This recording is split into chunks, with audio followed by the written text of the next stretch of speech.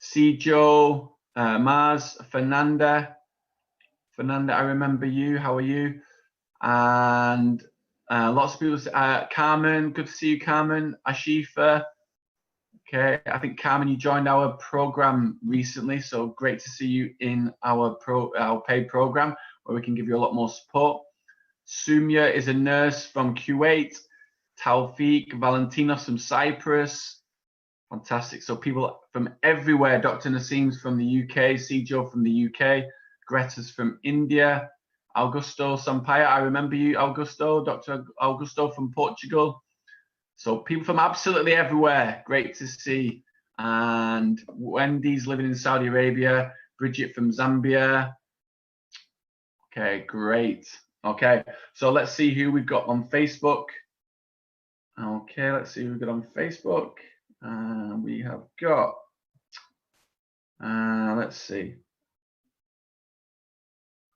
Okay, Swedish English. And so let us know what the difficulties you're having with reading Part B right now. What are the difficulties that you're having? Because remember, Part B and Part C are a lot different from Part A, and we'll be covering that today. So let's see what people are saying on Facebook. Let's see who we have. Please be as interactive as possible in the session today. The more you participate, the more you get involved, the more you get out of the class. Like I said, it's better to be inside the class, inside the Zoom class with myself and all the other students, and then you'll be able to get your questions answered a lot faster by us. Also, make sure you share today's Facebook Live video. So even if you're on Zoom or you're on Facebook, just get your phone out and just share the video to your Facebook page, step 1. Step 2, if you write underneath the video, I have shared the OET Live video. So just write underneath, I have shared the OET Live video. We'll give you our free mini mock exam for reading and for listening. So you'll get that completely free. This was a mini mock exam that our UK OET teachers put together for you in order to get the practice that you need for your examination, okay?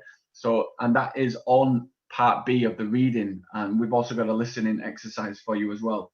So Samira, and we've got Lana, we've got Fatima, Juliet, Eva.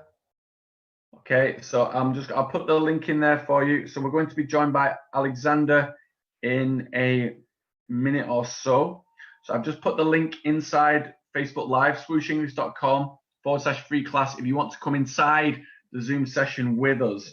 We've got Dr. Fatima, we've got Eva Maria, Juliet. Sukaina's one of our doctors in our paid program. Good to see you, Sukaina. Nasreen. Okay, fantastic. I've shared the OET Live class video, said Eva. Great. You'll get our free mini mock exam. Okay, Eva Maria, if you've registered, you'll get an email confirmation.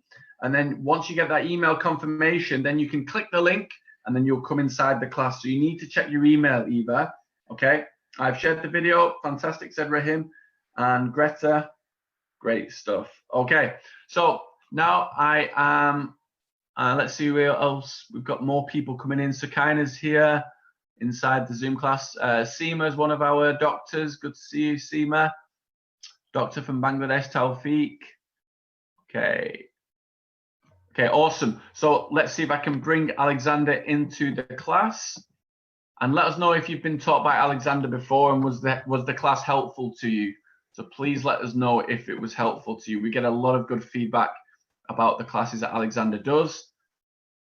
So please let us know. Okay. So let's see if I can see Alex here. Okay, I'll make you co-host, Alex. Okay. Hi, Alex, are you there? Yeah, I'm here. Can you hear me? I can. Yeah. Great. Hopefully you've got the permission to, there you go. Okay. There we go. Cool. Great stuff, Alex. So, Alexander, can you let us know, for anyone who doesn't know you, for anyone, if it's actually, and let us know in the chat box, is this your first time to be taught by Alexander and myself today? Please let us know if this is your first time. But if it's not, and you're a doctor or nurse who's been to the class before, please give us your feedback in the chat box. But like I said, yeah, for anyone, it's their first class today. Alexander, if you could just briefly tell students about your experience and how you can help them to pass the OET exam. Sure. So I've been working in English language teaching for about 7 years, and in different environments. I've worked with people from different cultures, Asia, South America, and obviously in Europe and the UK as well, which is where I'm currently based. And I've been working mainly with the OET for about the last year or so, working on materials development and looking very much at the different parts of the test, how they're put together, and what some of the key strategies are in terms of how to perform well in the different aspects of the exam. So that's the sort of information that I want to share today in order to help people improve their performances. That's great, Alexander. Like he said, we're going to give you the strategies, the tools, the tips, the techniques that you need today to be successful with reading Part B. We've got lots of people who said, Annalyn said, it's my first time coming to the class. Islam said it's so beneficial, so I'm guessing you've been before, Islam. Seema said it's my second class and it was very effective, the last one. Sijo, Margaret, my first time. Lots of people. Okay, so there's quite a lot of people saying first time. Well, you are in for a treat today when we go ahead with the class. So I'm going to hand over to Alexander now. Okay, well, hello to all of those who are part of the class. For those who've been here before, it's great to see you again, and I hope that you are interactive and you get involved in the class as much as possible. The more interactive that you are, the more that you're going to be able to learn from the experience, and the more that you're going to remember as well. You always remember the things that you do when you actively participate more than you remember the things that you just hear. So I hope you get involved, and for those who are getting involved for the first time as well, feel free, please, as well, to get involved, to answer questions, to participate as much as possible. I'm going to be asking you a lot of questions as well as providing a lot of information. So the two of those things together are what are designed to help you progress. So hello, Seema, I can see you there, and Sukaina, hi. Thank you.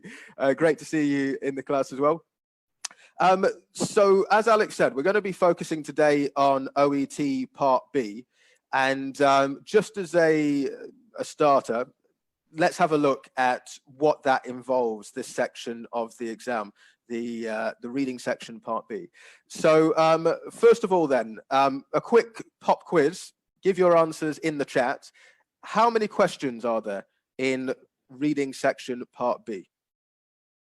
Oh, very quick responses here. Sijo, Bashkar, Sukaina, Nasim, Jasmine, yeah, fantastic. Everybody's saying, almost everybody giving the correct answer. 6. Yeah, there's 6 questions in reading Part B. Okay. Reading Part B is it gapful or is it multiple choice?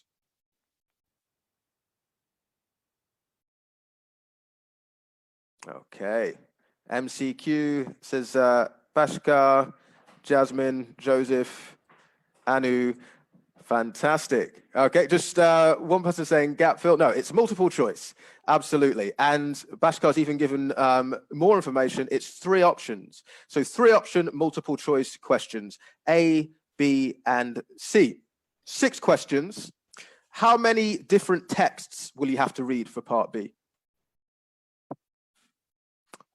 Okay, Sukaina, Sijo, Ayman, Valentinos, Anu, Floridel. Okay, brilliant. Everyone's saying 6. Okay, then. So this is the situation then with reading section Part B, is that for each question, there is a specific text. So when we're reading that text, we're only doing it in order to get access to 1 mark, essentially. Now, the texts are quite short. From the responses that I'm seeing here, most of you are quite familiar with the breakdown of it.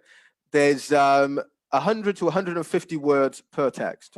And the idea is that you need to be reading this information, obviously pretty quickly, and answering a specific multiple choice question. Okay, a question now that might be a little bit more tricky. Thinking about the time that you have available to complete parts B and C together. Well, first of all, let's ask that question. How much time? How much time do you get to complete sections B and C? The 2 sections combined. Okay. Whew. Fantastic. Most people giving the correct answer. Yeah, 45 minutes. So thinking about that then, how much time do you think you should spend on each of the questions in part B? If you're going to apportion your time equally between all of the questions, how much time would you spend on it? Okay, so we've got 2 minutes. That's Fernanda, Nassim, Sukaina, Bridget, Svetlana saying 1.5 minutes. Seema 45 seconds, Islam 1 minute. Okay, so most people are saying about 2 minutes. That logically makes sense because you've got 6 questions for part B, and then you've got in part C, you've got 16 questions. So in total, you've got 22 questions, 45 minutes, which means on average, you've got about 2 minutes per question. So ideally, if you were going to apportion an equal amount of time to each of the questions that you have in parts B and C, and each question is worth 1 mark, you would give 2 minutes per question. So this is the goal then for reading part B. Within 2 minutes, we need to be reading the text, we need to be going through the options, and we need to be making the right decision in terms of which is correct, A, B, and C. So there's not a lot of time, more time than you should definitely be spending on questions in part A. Part A is particularly about expeditious reading, reading at speed. But part B is a little bit challenging in terms of time as well. We don't have a lot of it, and so we need to use strategies in order to be able to get to the correct answer as quickly as possible. So let's start looking then at some of the tips then, some of the things that I would recommend in terms of approaching part B. So in part B, there's 100 to 150 words, but the information in those texts is very dense. So it can be quite difficult to break down those texts in order to get the exact information that we need. What are some of the ways that we can approach this though? So let me share some ideas with you. The first thing that I would recommend in terms of approaching this is to think about your own experiences. So we've discussed the fact that there are 6 texts in part B. What sorts of text would you expect to be facing? What sorts of things do you think are going to come up in part B? So would you expect to read newspaper articles, for example? Would you expect to read magazine articles? Okay, larger health-related topics, absolutely. But what kinds of things? Would you expect to sort of read research articles? Okay, so kind of memos, yeah, possibly memos. Bashko's saying journal articles, not for part B. That's more part C. You would expect to see things like journal articles. Bridget is saying emails, absolutely. An email could come up. So policy updates, great, absolutely. So it's this sort of text that we should expect to be exposed to. It's basically the sorts of things that you would see in your workplace. So you think about, all of you are healthcare professionals, and so you all are involved in working in a healthcare context on a daily basis, or most of you I'm sure are. So you're going to be exposed to these sorts of things. You have to sort of read emails related to the jobs in which you work. You're going to see workplace memos. You're going to be exposed to guidelines, instruction manuals, which is all part of working in a healthcare context. So is it fair to say that you've all been exposed to this sort of information working in your healthcare contexts? What would you say? If it is fair to say that, then just say yes in the chat. Okay, so Nassim, Hafida, Bashko, absolutely. Okay, so you're all saying yes, great. So in that case then, you've been exposed to this sort of material. It may not be in English, but you've been exposed to this sort of material. You have an idea as to the sort of information you would expect to be in this material. You have an idea as to how the material might be structured, whether it would be kind of bullet points, or whether it would be sort of guidelines, sort of sequences, like first of all, then do this. Okay, so the first tip that I want us to look at then is background knowledge. Make use of your background knowledge. All of the texts are going to be from a medical healthcare perspective. They're all based on things that you would find within a workplace, within a healthcare workplace. So when you begin to look at these texts, they shouldn't be too unfamiliar to you. They should be things which are familiar, things which you can access, things which you should be able to make sense of using your own background experience. And it's important that you do this.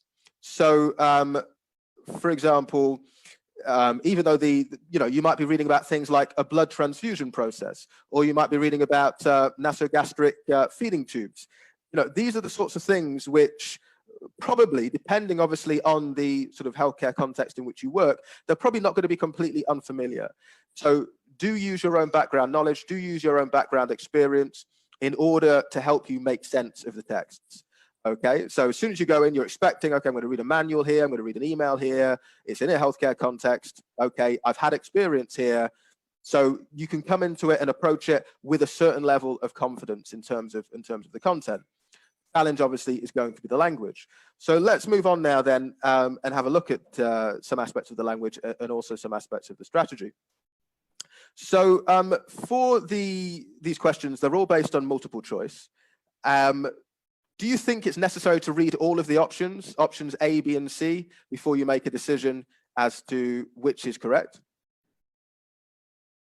Okay, Svetlana, Sukaina, Jasmine, Hafida, everybody is saying yes. Yeah, absolutely. You do need to read all of the options. It's not just a case of having to read all of the options. You have to read all of the options very carefully. So once you've orientated yourself to the main topic of the text, okay, you've worked out, okay, it's a manual, it's a memo, it's an email, great. So you've got the main idea. Now you can start to move on to look at the details within the options. So let's have a look at an example here. It's a crucial step to read all the options carefully, because a lot of students, in my experience, have made mistakes because they haven't read the options carefully enough.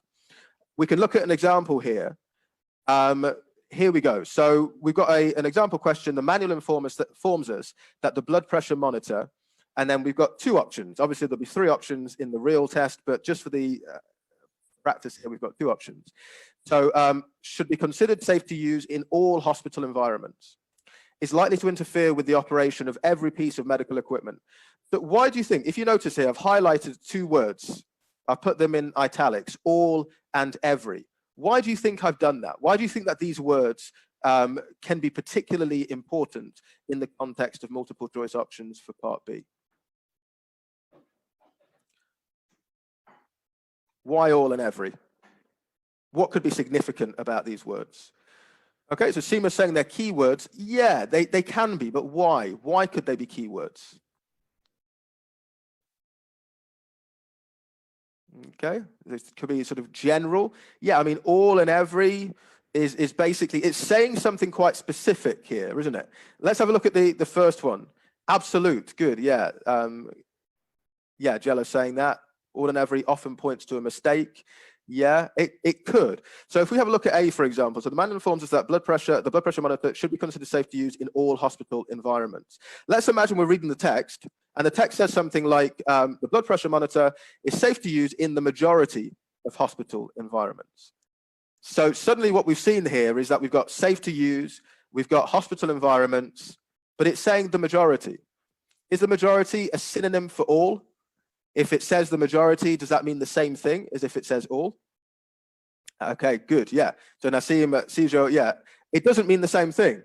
So it's very easy for the OET to put together certain options which look as if they're correct, but just because of these words, these sort of absolute terms like all and every, it means that even if we find information in the actual text which makes us think, oh yeah, okay, there's a lot of words here that are quite similar, I'm going to choose this option, that one word can actually change the meaning quite significantly. There's a big difference between saying that the majority of something is safe to use and saying that all of something is safe to use. So these are the sort of some of the things that the sort of the words that can come up which can actually change the meaning and can lead us to making mistakes. That's how we end up getting distracted by not paying attention to really specific words and phrases within the text. Okay. So we'll come back to this in a moment, but that's something that I really want you to think about. Really make sure you read the options carefully so that when you go through the text, you're making the correct decision. So the next tip then, I've got here, work out whether you're reading for gist or detail. What is the difference, quickly, between a gist question and a detailed question? For those of you who've been on this class before, you should have an idea of this.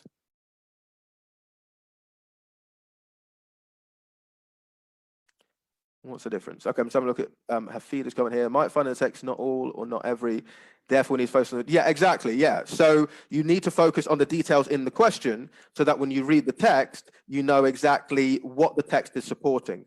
If it's supporting the majority, but it's not supporting all, then that's a clear indication, really, that that option is not correct. It's being contradicted. So yeah, the details are important. Okay, so let's have a look. So gist is the main idea. Absolutely, main purpose. Yeah, that is absolutely right. The gist is, what is the main purpose? What is the main focus? And some of the questions in the OET will be asking that question. What is the main purpose, or what is the main focus of a memo, of an email, etc.? So what about if we're reading for detail then? What do we need if we're reading for detail? What will we have to find within the actual texts in order to support a detail approach?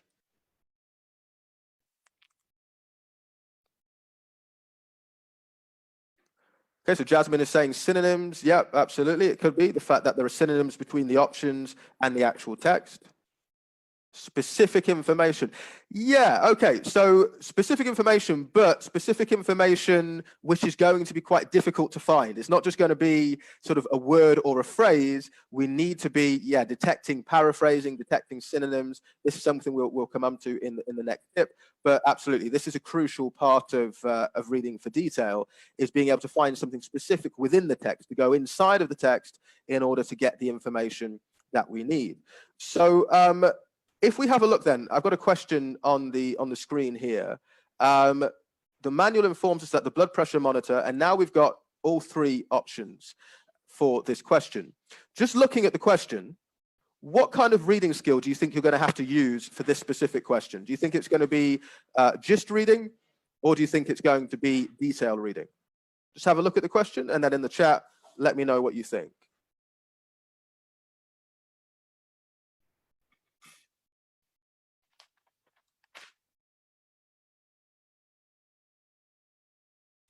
Okay, so we've got a few responses here. Detailed reading, we've got from Jasmine, Floridale, detail, Seymour, detail. Okay, so everyone is saying detail. Can't see the question. Okay, so it's on the screen here that I've got this PowerPoint. You hopefully should be able to see the question there. Okay, so yeah, this is going to be detail, isn't it? The manual informs us that the blood pressure monitor. Okay, and then the three options, if we read them, is likely to interfere with the operation of every piece of medical equipment, may not work correctly in close proximity to some other devices, should be considered safe to use in all hospital environments. So what we can see here then is that in order to answer the question, we're going to have to go into the text to find some specific details in order to help us. And let's just have a quick look. We can find the information, or we can find the answer to this question by finding contradicting information within the text. So there might be some information that contradicts it. So I just discussed before, finding the majority instead of all would be a contradiction. And also it's possible to find something specific within the text which could give us the answer. So we'd have to use synonyms, we'd have to use paraphrasing, we'd have to really focus carefully, but it is possible to find a specific detail within that text which can give us the answer. So we should be expecting to go through that text. We're going to have to read it in detail. It's not just a case of quickly scanning, because that information could be anywhere within that densely packed 100 to 150 words. But it's not going to be a gist question. It's not just the main idea. We're looking for a particular detail. Once we find the detail that we think has given us the answer, we can underline that, just quickly cross-check it with the option, and then we can make that selection.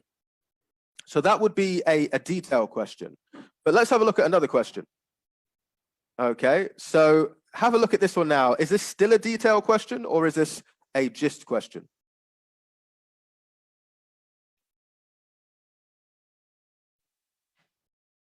Okay, so Siho saying gist, Bridget gist, Bashkar gist.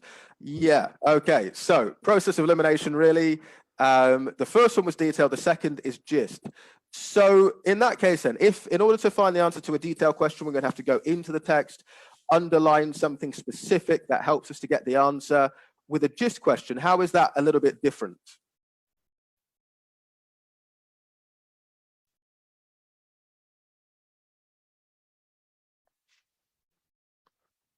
Okay, just to check, sorry, can everybody see the screen at the moment?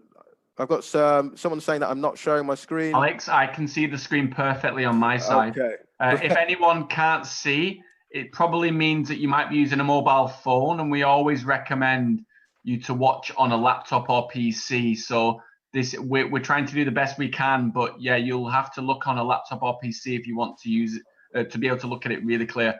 Sakina said I can see it really clearly. Carmen said I can see it. Okay, great. Okay, good. Okay, so yeah, so we go into the point I was making before then. So for a detailed question, we're going into the text, underlining a specific part of the text that gives us the answer.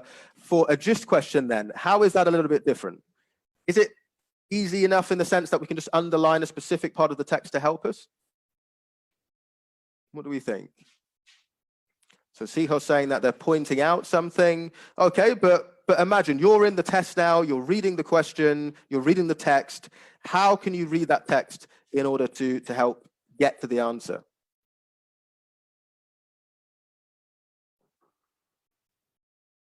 Okay. We need to read carefully. Yeah, you do need to read carefully, but also you're trying to get here, remember, the main idea. So you need to ask yourself a specific question. You need to ask yourself, really, why was the text written? Okay, what was the purpose of the text? Why was it written? And also you need to be asking yourself the question as you're reading the text, which part of this information is providing background and which part is providing the main focus? Okay, and so that's a decision that you've got to make as a reader. What is the main focus of this text? It might be the case, for example, that you have a gist question where all three of the options, they seem to be mentioned, but only one of them is going to be focusing on the main purpose of the text. And so you need to be having a look at it, making a decision. Okay, this looks like this is providing background information. This looks like it was the main reason why the text was written. It's like if you get an email at work, for example, the email might say, hello, for example, Jasmine, I hope you had a good weekend. I just wanted to let you know that I've had a call from a patient and she wants you to blah, blah, blah. Okay, so in that email, there's information, there's a greeting, there's this wishing you well for your weekend, but that email has a specific focus, a main focus, and that main focus is obviously to let you know about what a patient has said, what a patient wants you to do. And you would naturally detect that as a reader because you would be able to pick out what information was background information and what information was providing the main focus. So that's the question that you need to ask yourself. Why was this text written? And then the answer to that question is going to be either option A, B, or C. Okay, so we're going to do a little bit of practice with this, as I say, a little bit later in the session, but this is something that I want you to bear in mind. Are you reading for detail or are you reading for gist? Okay, so we've discussed it a little bit already, but paraphrasing, what is meant by the term paraphrasing?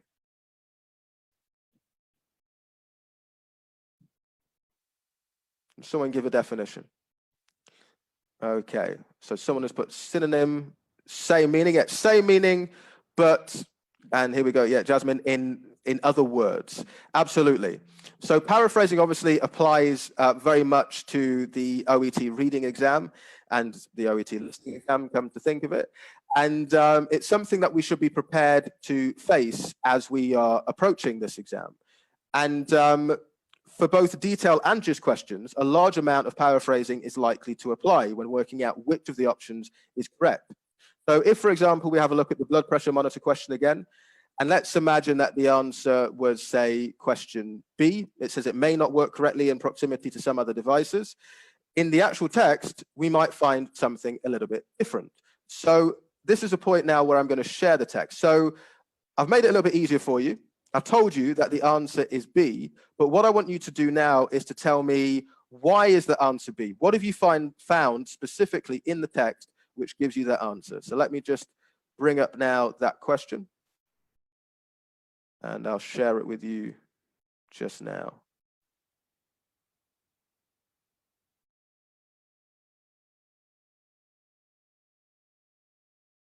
Okay. So, so here we are then. So we've actually got the text now. We've got the three options at the top, and I've made it easier for you. I've told you that the answer is B, but I want you now to share with me the exact words from the text that give you that answer. Okay, so I'm just going to give you 30 seconds or so to read through, and then in the chat, if you can share the exact words that give us the answer B, then we can have a look at this together.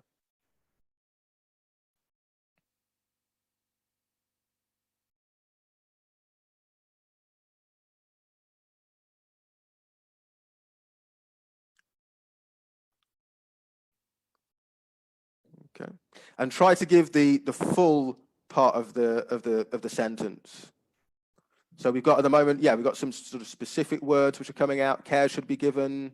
The last sentence, electromagnetic interference within 7 meters. Okay, okay. So yeah, what gives us the answer here then is it's the final sentence, isn't it? So we can highlight pretty much really the entire sentence.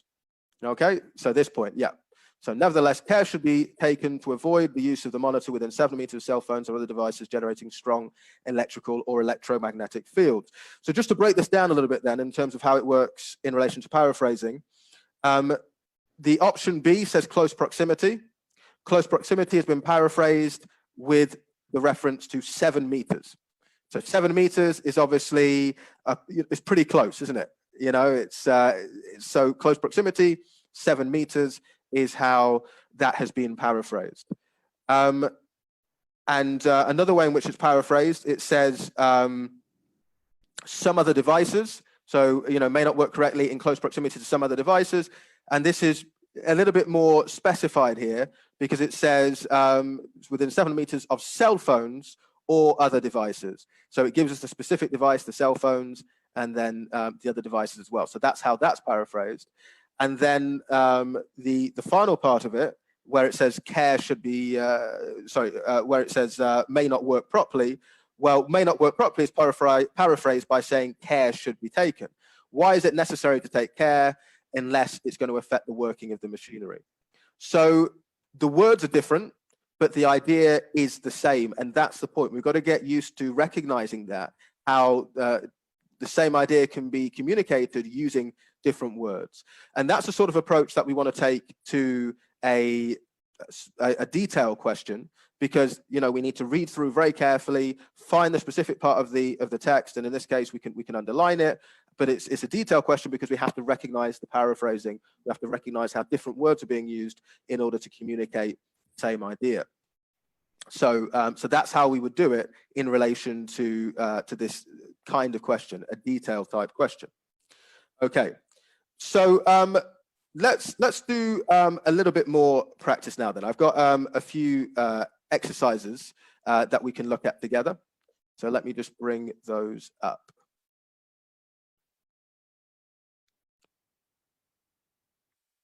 I'll just share that now.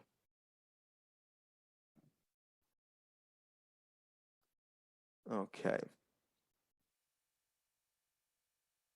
Okay, so a little bit of practice. So we've got another question this time. Okay, a new question. Let's make it big, so hopefully everyone can see it. Okay. So can everybody see my screen at the moment? If you just let me know in the chat if it's clear for you. Yes, good, good. Okay, fantastic. It seems to be clear. That's great. So first question then. So have a look at the actual extract. What kind of extract is it? Is it an email, do you think? Or is this the sort of thing that you would find in an instruction manual?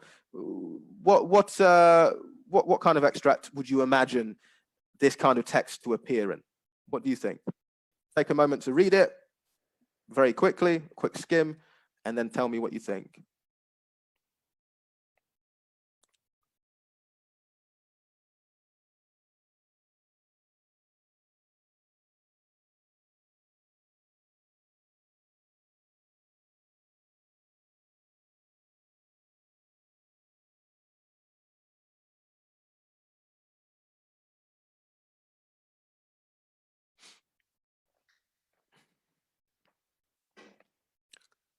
Okay. So any ideas then? So do you think that this is the sort of thing that you might find in an email exchange, for example? Okay, so Elijah's saying a memo, notice, Possibly. Possibly. Okay. So we've got someone who's answering the question already. Yeah, article. I think, yeah, some kind of article, isn't it? It's likely to appear. So if you have a look at it, it's got a little introduction. Cleanliness has been described as a human right and not a luxury. Yeah, so some kind of article that you would find, some kind of sort of medical article, which is providing information in relation to, in this case, bed baths. Okay, so just before you answer the question, we will come to that. The next thing that I want you to think about is, have you read anything similar to this in your own hospital environment? Have you ever sort of, looked at a sort of similar article, whether it be in English or whether it be in your own language? Is this a sort of article that you might be familiar with in some way from your own healthcare professional experience? Okay, so Margaret is saying yes. Augusto, yes. Jasmine, yeah.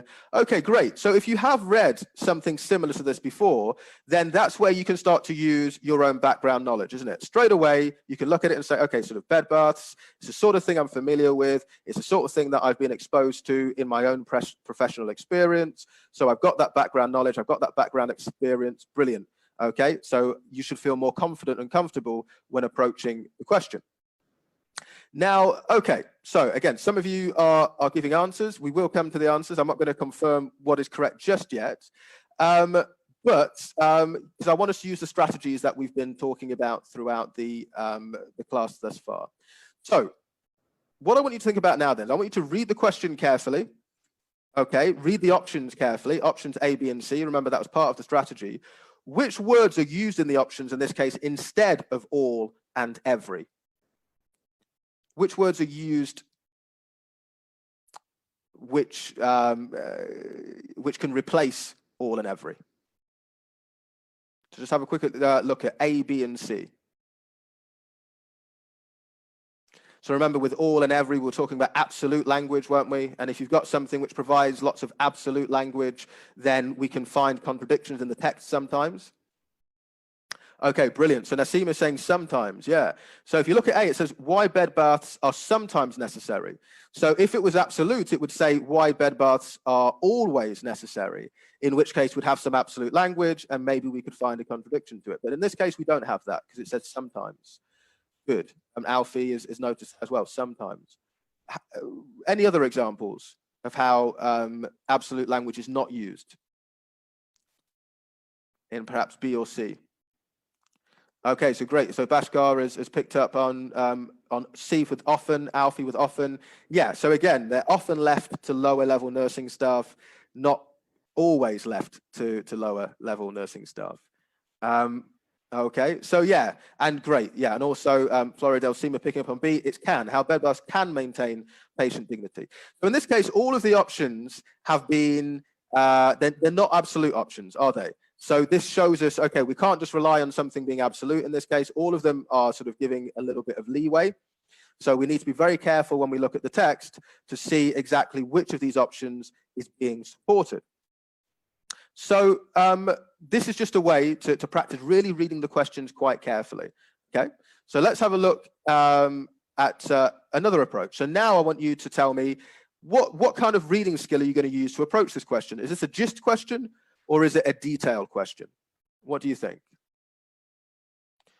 Are you going to be able to find a specific part of the text, to underline a specific part of the text, which will give you the details to answer the question? Or are you looking more at the overall purpose of the text in order to get the answer? What do we think here? Okay, so we're a bit divided on this, aren't we? Is the question you're asking yourself, why was this extract written? Or are you asking yourself more, what is a detail that I can find in this text which will allow me to choose options A, B, or C? Okay, so we're almost 50-50 on this. It can be a tricky one. It is a little bit of a tricky one, but I think when we'll see this when we approach the answer to the question, I guess the real way to determine this is how can we answer this? Do we answer this by looking at the overall purpose, asking the question why, or do we do this by underlining something specific in the text which can help us? Okay, final question then before we confirm which answer is correct, and I'll go back to whether it's a gist or a detailed question as well in just a moment. Are any of the options paraphrased in the text? Options A, B, and C. Can you find any examples of paraphrasing of options A, B, and C in the text? If you can, please share that in the chat.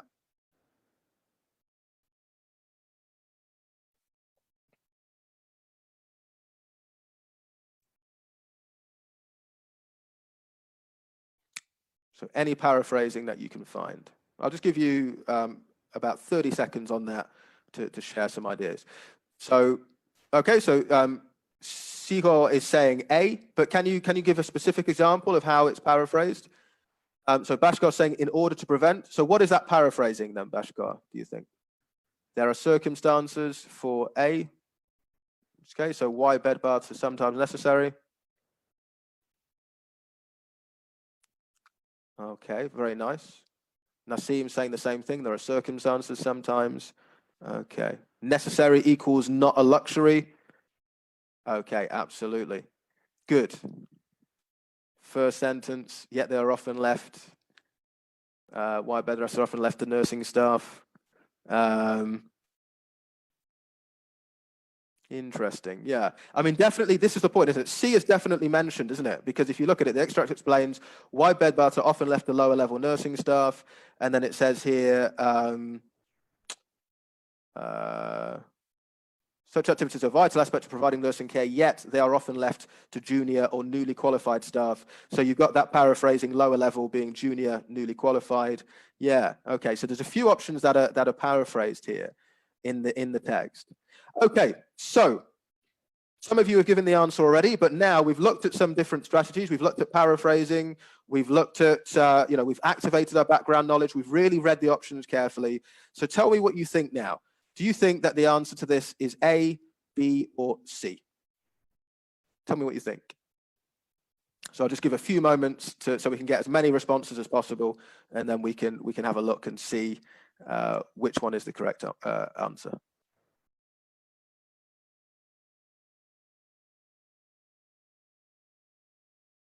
Okay, so a lot of A's and B's so far. Not many people putting C. We've eliminated C, apparently. Another one for A. Okay, so we're 50-50 split on A and B here, by the looks of it, more or less. Okay. Nassim, why not B?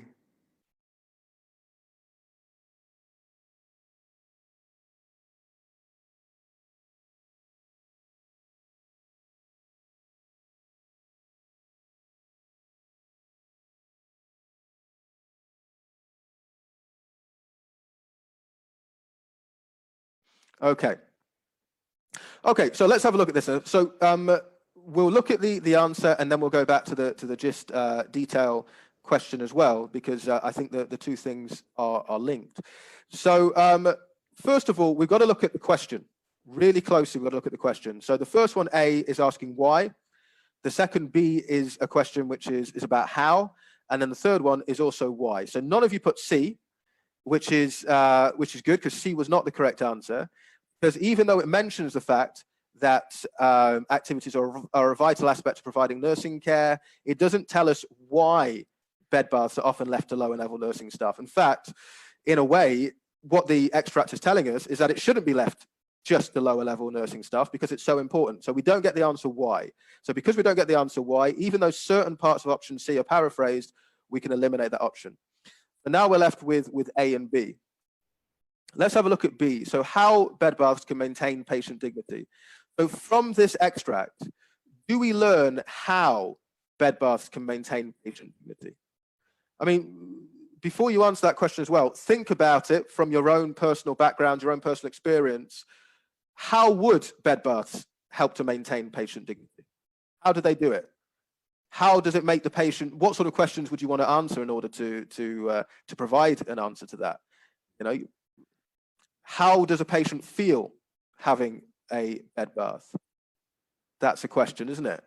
How does the patient feel once they've gone through that particular experience? So you're looking at the patient's emotions.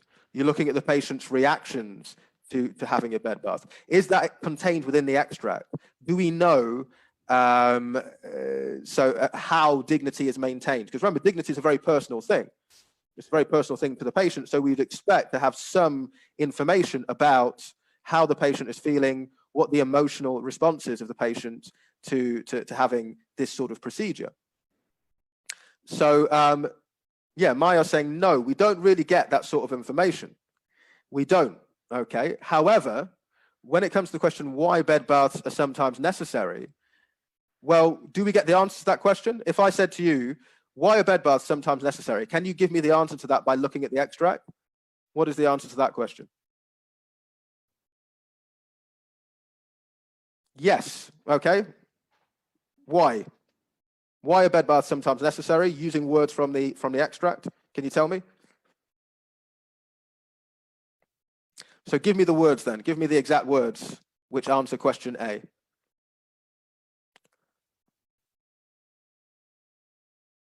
Okay, good, yeah. They're necessary to maintain personal hygiene. Exactly. Personal hygiene needs to be maintained, so bed baths are necessary in order to maintain that. So that is the answer to the question. Why are bed baths sometimes necessary? Well, because there are certain circumstances in which patients will not be in a position to maintain their own personal hygiene. In such cases, they may be reliant on nursing staff. Okay? So this is giving us the answer to the question. It's telling us that the answer is A. And so that tells us then, of course, if we can find the answer by underlining a specific part of the text, that of course tells us that what we've just faced is a detail question. Okay, we found the answer within the text, we got the details, and so there it was. So for those of you who chose A, there you go. And you even have the paraphrasing of sometimes, because you know why bed baths are sometimes necessary. That's paraphrased here by saying that they may be reliant on nursing staff to perform hygiene-related activities such as bed baths. Okay. So for those of you who put B, that's the question that you've got to ask yourself. You know, which specific part of the text is telling us how patient dignity is maintained? Okay. That's the question that you've got to ask yourself. And we can't really find a specific part of the text which talks about patient dignity in that way. Maintains their hygiene, absolutely. But hygiene and dignity aren't exact synonyms here. Dignity is more about the patient's feeling and emotions, whereas hygiene, of course, is very much a physical thing. It's a very important thing physically that hygiene is maintained, because if you have poor hygiene, that can lead to greater exposure to other illnesses and diseases. So that's the point. Yeah, in this case, we don't have a synonym between hygiene and dignity. So this is a detailed question, and that's the sort of detail that we want to go into in order to answer this type of question. So just very quickly then, since we've had a look at GIST, I just want to quickly share with you a GIST question as well. So remember, we said for a GIST question, you're not necessarily going to be able to underline a specific part of the text. This is something where you're asking yourself the question, why? Why was this text written? What is the main focus of the text? So let's just quickly bring up a different text here, and then I want you to give an answer to that question. Why was this text written? Just quickly share that with you now.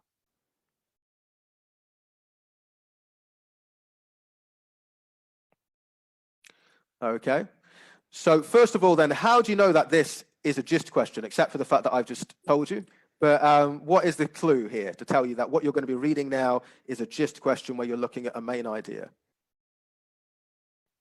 Okay, great, yeah. So Violetta, Nassim, Bashkar, Fernanda, yeah, Tausif, all saying it's purpose. It says the purpose of this email is to, okay, absolutely. So if it's asking us what the purpose is, it's asking us basically, what is the gist? What is the main idea of this particular email? It's telling us it's an email. Why was this email written? Okay, so I'm just going to give you a minute now to have a look at the options and have a look at the text. Or let's say 2 minutes, because you'll get 2 minutes in the exam. 2 minutes, have a look at the options, have a look at the text, and think about this. Why was this email written? What's the main purpose of this email? A, B, or C?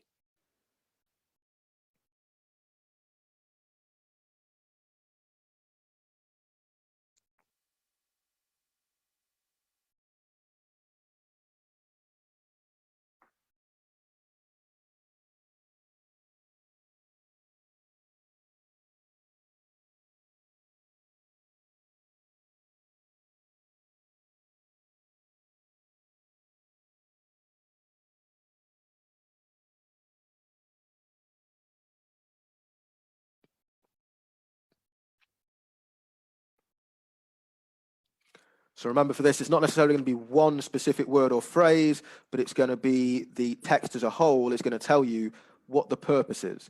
Which part of it is background, which part of it is the main focus.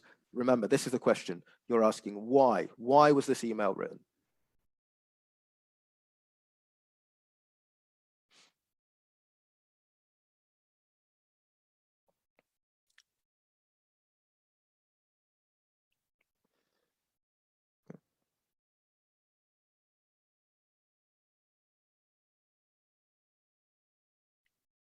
Okay, just give another 30 seconds and then we'll have a look at the answer together.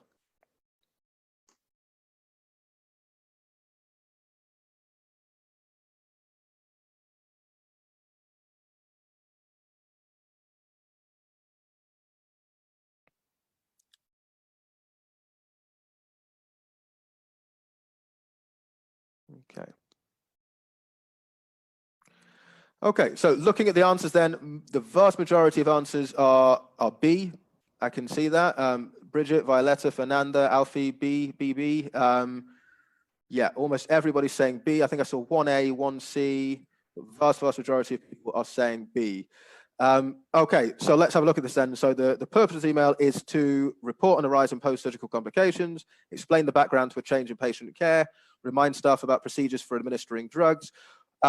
Well, almost everyone is saying B, and I think with good reason, haven't we? So first of all, though, let's have a look at some of the other options. So report on a rise in post-surgical complications. Is that the main reason why this email was written? So there is a, it says this reported the incidence of respiratory depression. So it's referring to another text, isn't it? So in August, an alert was issued. This reported this. Okay, so there's a reference to it, but if it was the main focus was to report a rise in post-surgical complications, we'd expect more of the text to be dedicated to that particular topic, wouldn't we? If we have a look at retrospective multi-center study, cardiopulmonary arrest cases show that 40% were respiratory related, more than 35% occurred on the general care floor. So this is talking about sort of different statistics and sort of, what has occurred within a healthcare context, but it doesn't necessarily say that there has been a rise. It does give a lot of statistics, but we don't see, that there's sort of a general trend which is saying, okay, it started here, it's gone up to an increased point. So I don't think that's going to be the main purpose of the email. Remind staff about procedures for administering drugs. Again, I mean, this is mentioned in a way, but it doesn't really go through the main focus of what the procedure is, because if that was the main focus of the text, we'd expect, okay, so we need to do this, we need to do this, first of all, then after that. So we'd expect that the text to be organized in that particular way. If we look at B, though, which is talking about explaining the background, we have some really useful language which is telling us that we're looking at the background of something. So right from the beginning, in August, talking about the past, talking about the background to a situation. It tells us that. And then it goes on to describe the situation. Failure to recognize respiratory depression. And, it tells us a bit of information there. And then it talks about a retrospective multi-center study. So retrospective, looking back into the past, looking into a background situation. And just trying to highlight that there, retrospective. And a lot of the information that we get is basically telling us about the history to the situation, i.e. the background to the situation. Therefore, is a key word. So Sigi is talking about the final sentence. All of this information is therefore, it's therefore recommended that post-operative patients now have continuous monitoring. So basically, 80% of this text is giving background and is being used to justify something. It's therefore recommended that post-operative patients now have continuous monitoring instead of spot checks of both oxygenation and ventilation. So basically, it starts off by giving us all of the background, and only the final sentence is telling us what the change is going to be. So the main part of the text is focused on telling us why that change is going to happen, and the reason why is based on that background. So that is the key. Why is this text written? What is the purpose of this text? It's giving us loads of background and saying, look, this is the reason why, therefore, we need to make this change. So well done to those of you that that put B as the answer. Obviously, you were able to successfully detect what the main focus was and the main purpose for this text being written. And that is one of the main things to focus on, really, as far as strategies for Part B are concerned. Dealing with the detail, finding a specific part of the text which gives you the answer, recognizing the paraphrasing, and looking at the options really carefully, because if it's a detailed question, then the detail of the words used in the question are going to be really important in terms of finding the answer. And if it's a gist question, then we've got to be really good at sort of asking the question, okay, why? Why was this written? And being able to recognize the overall purpose of how the text is put together. So, yeah, I guess this is a good moment now, if anyone has any specific questions, to have a look at that.